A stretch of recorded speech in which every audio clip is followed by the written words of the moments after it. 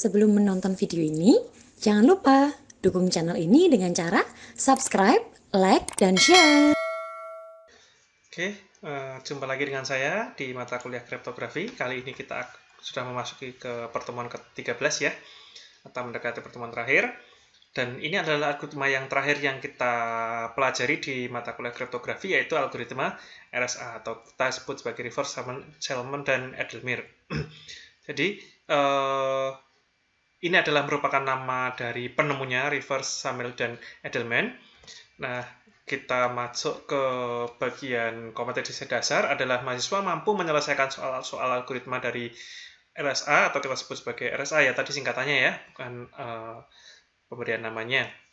Kemudian konten yang akan kita pelajari yaitu hanya algoritma RSA, yaitu enkripsi dan dekripsi. Di sini kita akan mempelajari dulu bagaimana RSA itu berjalan. Nah, mungkin sebelum kita mempelajari cara berjalannya RSA, kita perlu mengetahui sejarahnya terlebih dahulu.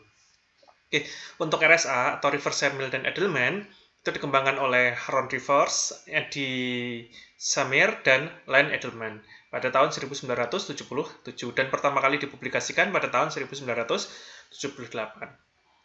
Jadi, inti dari kekuatan algoritma RSA ini tadi adalah tingkat kesulitan dalam menemukan faktor prima dari bilangan komposit yang akan digunakan nantinya. Nah, kemudian untuk RSA, kemudian menjadi sistem enkripsi kunci publik yang paling banyak digunakan. Ini menurut William Stelling tahun 2011. Nah, di sini ada skema RSA, merupakan sebuah blok Cippern, di mana plaintext dan ciphertext adalah bilangan integer antara 0 dan n-1 untuk beberapa nilai dari n.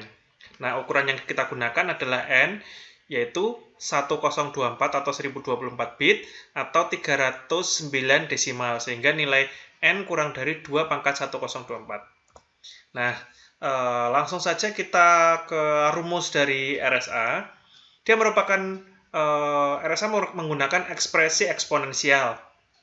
Proses enkripsi dan dekripsi tadi diekspresikan sebagai berikut. Misalkan C kita sebut sebagai ciphertext dan P kita sebut sebagai plaintext, maka ciphertext sama dengan plaintext pangkat E dimodulus dengan N. Atau kalau untuk mendapatkan plaintext didapatkan dengan cara ciphertext dipangkatkan dengan D dimodulus dengan N. Atau yang lainnya, plaintext dipangkatkan dengan E dulu, kemudian setelah itu baru dipangkatkan dengan D dimodulus dengan N. Atau kita sebut sebagai P dipangkatkan dengan E dikali D dimodulus dengan N. Nah, di mana nilai N itu diketahui oleh si pengirim dan si penerima. Untuk nilai E diketahui oleh si pengirim dan nilai D diketahui oleh si penerima. Loh, kok bisa, Pak? Gimana sejarahnya? Oke, lanjut dulu. Persyaratan dari RSA dimungkinkan untuk mencari nilai E, D, dan N, sehingga nilai P pangkat E, D, mod N itu harus sama dengan P, untuk setiap nilai P kurang dari N. Relatif mudah untuk menghitung P pangkat E, D, mod N, dan C pangkat D, mod N, untuk setiap P kurang dari N.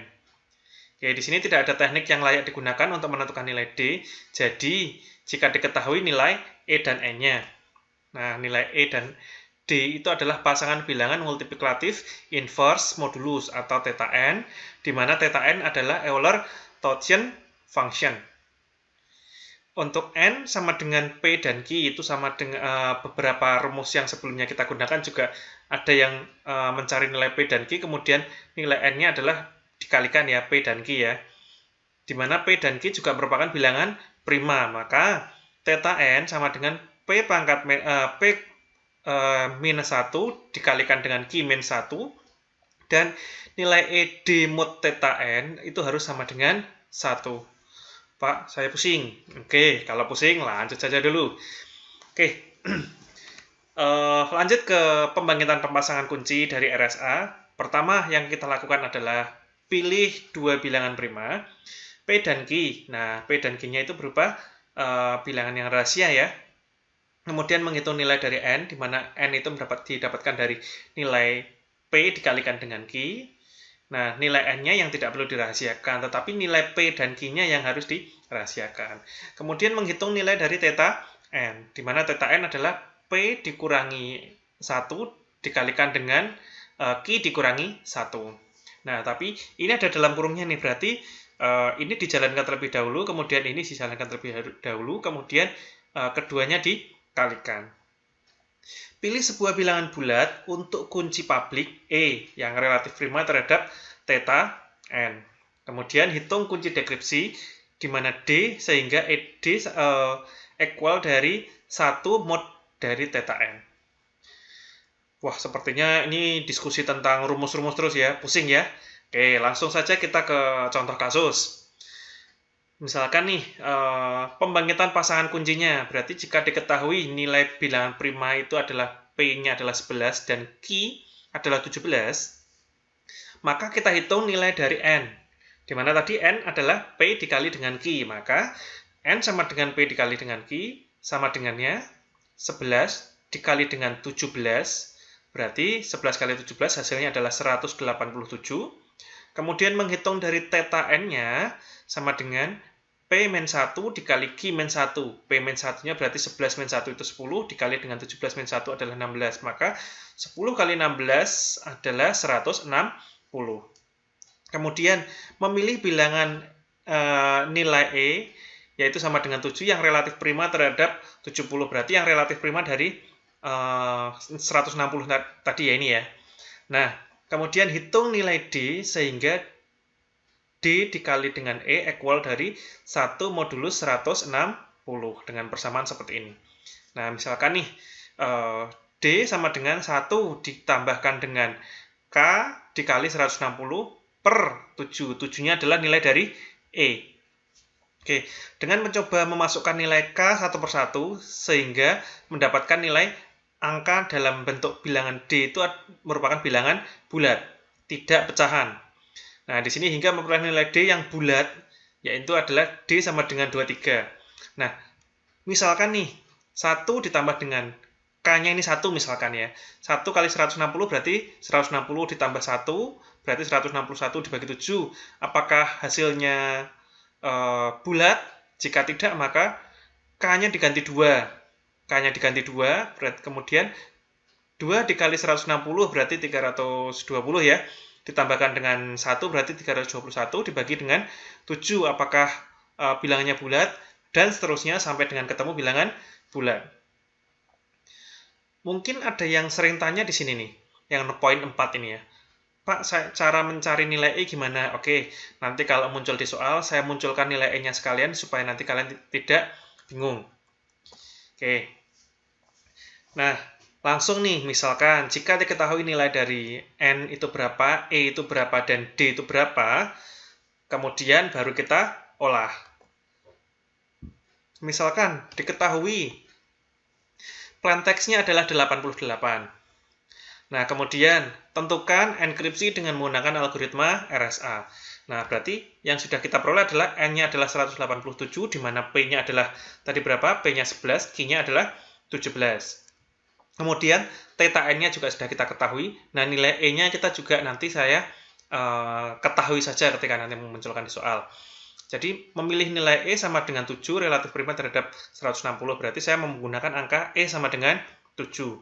Nah, untuk membagi persamaan yang ada di untuk mencari nilai D ya. Oke. Jika diketahui N sama dengan 187, E sama dengan 7, dan D sama dengan 23, ini sudah ketemu semua angkanya tadi ya. Kita lanjut. Plain text-nya 88. Maka, kita menggunakan rumusnya adalah P pangkat E dimodulus dengan N. Maka, 88 dipangkatkan 7 dimodulus 187. Oke, kalau kita langsung menggunakan kalkulator, ada yang muat, ada yang tidak, karena ada perbatasan digit kalkulator ya, ataupun mungkin menggunakan Excel pun juga kadang ada batasan angkanya. Nah, caranya adalah seperti ini. Kita buat tabel atau apa ya istilahnya ya, cara singkatnya. Misalkan nih, cara singkat yang pertama adalah 88 pangkat 1 modulus dengan 187 itu berapa? Berarti kalau nilainya itu kurang dari modulusnya, maka nilainya adalah bilangan itu sendiri, yaitu 88. Nah, di sini 88 pangkat 2 atau kuadrat ya, 88 kuadrat mod 187 sama dengan, nah sama dengannya di sini adalah apa? Tadi kalau 88 pangkat 1 itu kan hasilnya 88, maka kita masukkan aja 88 dikali dengan 88. Hasilnya berapa? Kemudian baru dimoduluskan 187. Oke, muncul hasilnya adalah 77. Nah, di sini juga ada 88 pangkat 4 dimodulus 187, artinya apa?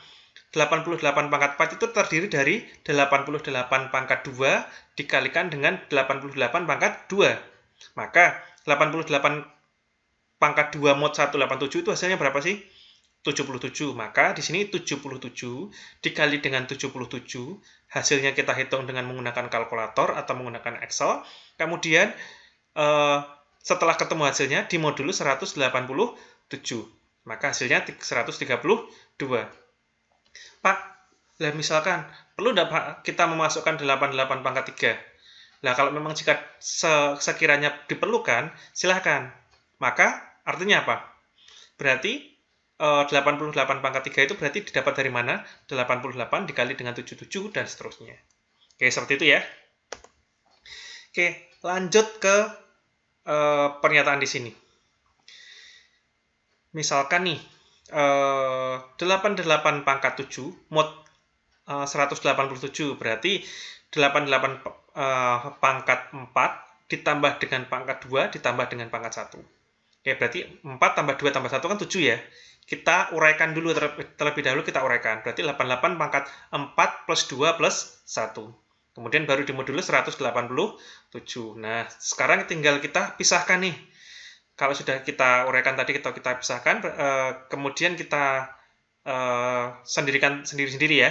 Berarti 88 pangkat 4 ditambah 88 pangkat 2 ditambah 88 pangkat 1 dimodulus dengan 187. Nah, sekarang 88 pangkat 4 tadi dimoduluskan 187. Kemudian 88 pangkat 2 tadi dimoduluskan 187. Kemudian 88 pangkat 1 atau 88 saja dimodulus 187. Kalau sudah ketemu semuanya baru nanti dimoduluskan 187. Nah, kita sudah punya tabel di atas nih. Kalau 88 pangkat 4 itu tadi hasilnya adalah 132. 88 pangkat 2 tadi hasilnya adalah 77. Dan 88 pangkat 1 tadi hasilnya adalah 88. Nah, ini tinggal dikalikan dimodulus 187. Kalau cukup kalkulatornya langsung dikalikan dimodulus 187 selesai. Tapi kalau tidak, kita bagi 2 dulu, 22 dulu. Berarti 132 kali 77 dulu dimodulus 187.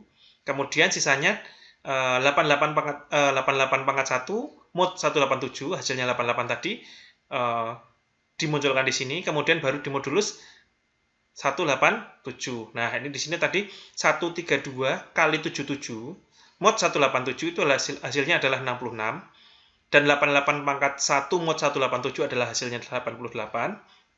Nah, keduanya ini dikalikan. 66 dikali dengan 88 hasilnya berapa? Kemudian dimodulus dengan 187. Nah, di sini hasilnya adalah 11. Itu untuk mendapatkan ciphertext dengan menggunakan algoritma RSA. Oke, sepertinya ini lebih mudah dibandingkan dengan algoritma DES kemarin ya. Oke, nah misalkan kalau sudah kita dapatkan proses enkripsinya, bagaimana dekripsinya?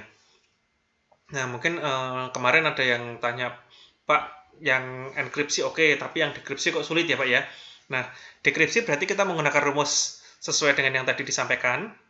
Jika diketahui ciphertextnya adalah 11, kemudian nilai dari D sama N-nya juga kita sudah tahu, maka plaintext adalah rumusnya untuk mendapatkan plaintext adalah apa?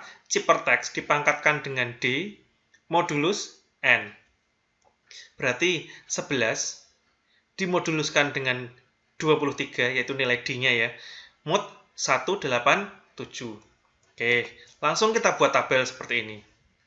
23 itu yang kita urainya gimana sih? Berarti kan 11 pangkat 16, kemudian ada 11 pangkat 8, ada 11 pangkat 4, ada 11 pangkat 2, 11 pangkat 1, dan seterusnya. Coba kita uraikan dulu. 11 pangkat 1 itu adalah modulus 187 itu adalah 11. 11 kuadrat mod 187 itu berarti hasilnya berapa?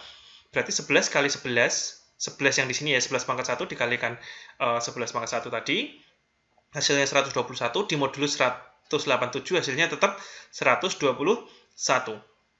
Kalau 11 pangkat 4, berarti kan 11 pangkat 2 dikali 11 pangkat 2. Maka hasilnya 11 pangkat 2 tadi adalah 121, berarti 121 dikali dengan 121, kemudian hasilnya dimodulus dengan 187. Hasilnya adalah 55. Kemudian 11 pangkat 8 nih.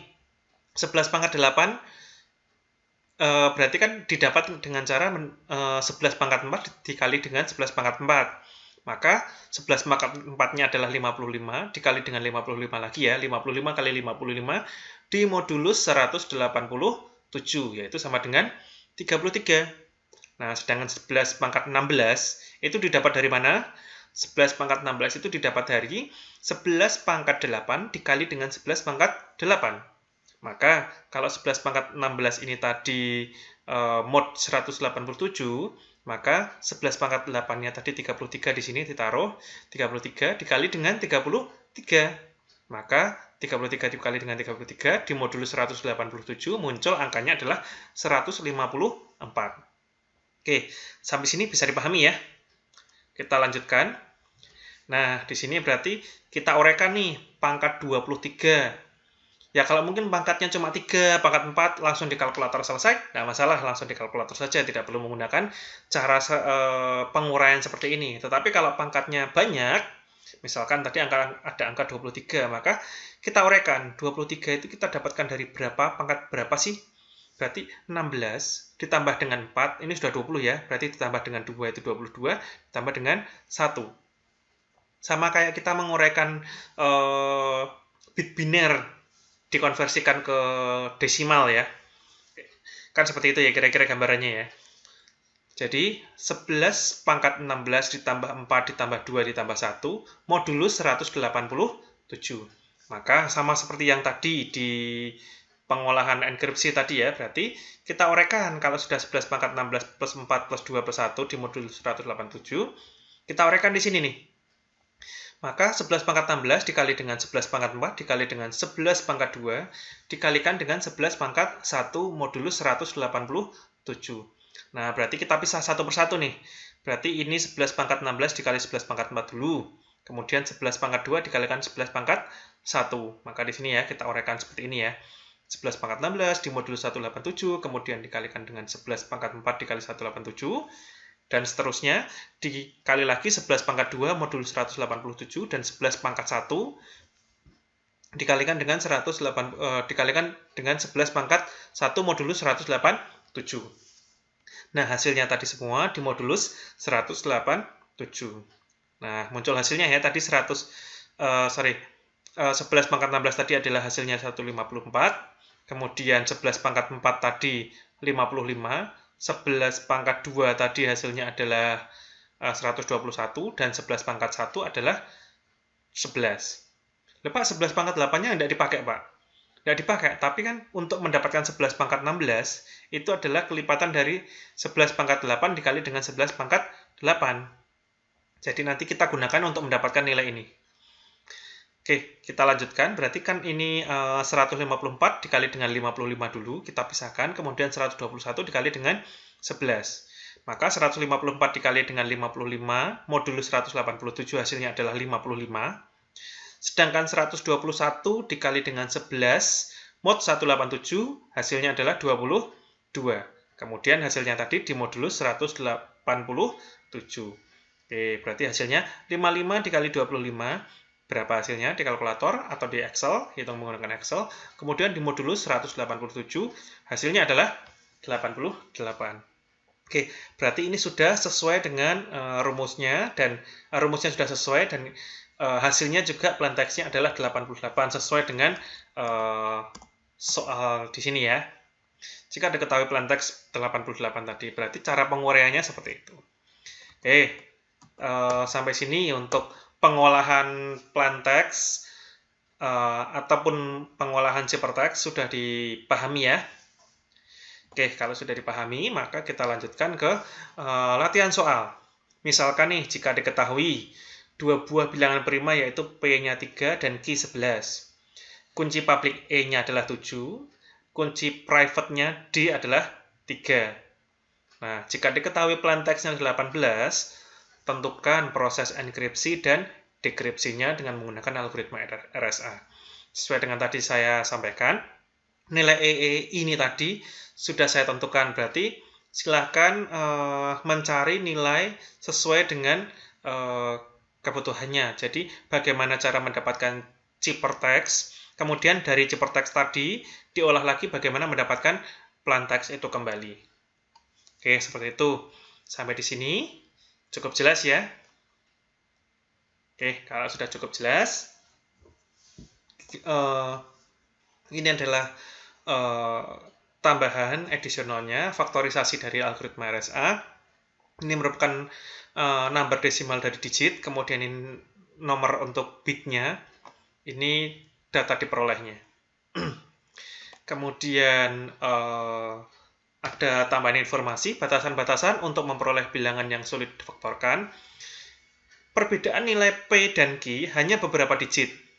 Untuk kunci dengan panjang 1024 bit, besarannya itu perbedaan antara nilai dari P dan Q harus berada di kisaran 10 pangkat 75 dan 10 pangkat 100. Berarti kisaran itu ya.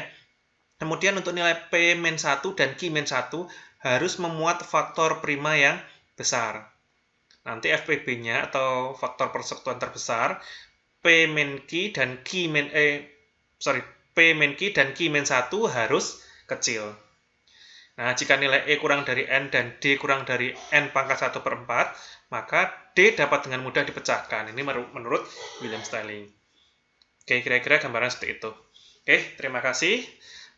Jika nanti ada pertanyaan atau masih ada sekiranya yang perlu ditanyakan dan mungkin masih belum paham, nanti silahkan bisa diulas atau dibahas di forum ya, atau bisa ditanyakan langsung di grup.